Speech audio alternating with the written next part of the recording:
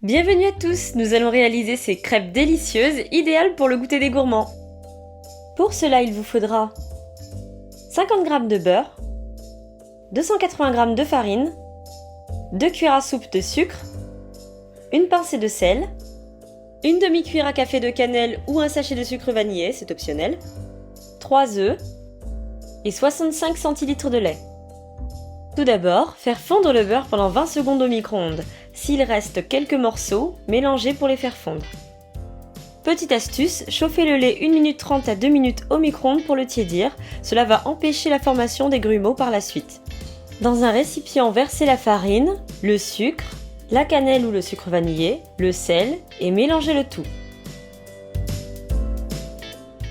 Creusez un puits à l'aide d'une cuillère et cassez les œufs au niveau du puits. Mélangez à l'aide d'un fouet au centre afin d'homogénéiser plus facilement. Dès qu'il sera difficile de mélanger, ajoutez le lait progressivement par tranche de 5 centilitres environ pour éviter les grumeaux, en prenant soin de bien mélanger entre chaque ajout de lait tiède.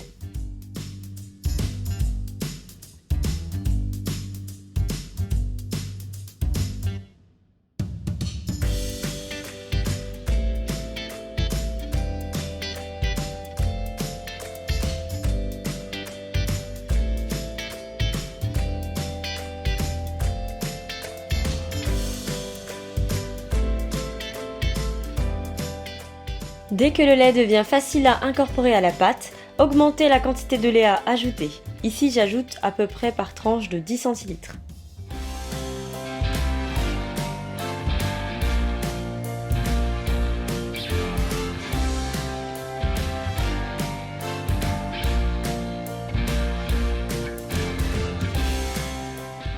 Dès que la pâte est quasiment liquide, versez la totalité du lait restant et mélangez jusqu'à homogénéité.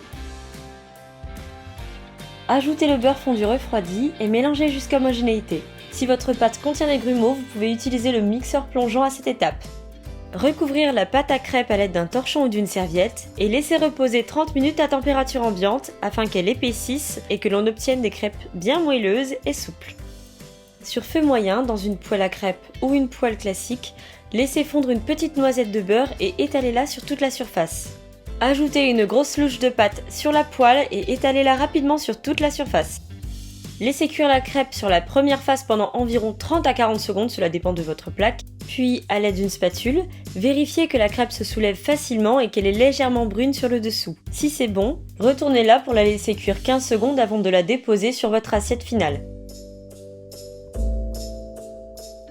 Pour retourner votre crêpe, vous pouvez soit la faire sauter, soit la retourner à l'aide d'une spatule en prenant bien soin de décoller les bords en premier lieu. La recette est terminée, j'espère qu'elle vous a plu. C'est un goûter incontournable à déguster avec de la confiture, de la pâte à tartiner, du miel ou même la bonne vieille cassonade. N'hésitez pas à mettre un j'aime ou à vous abonner pour plus de recettes.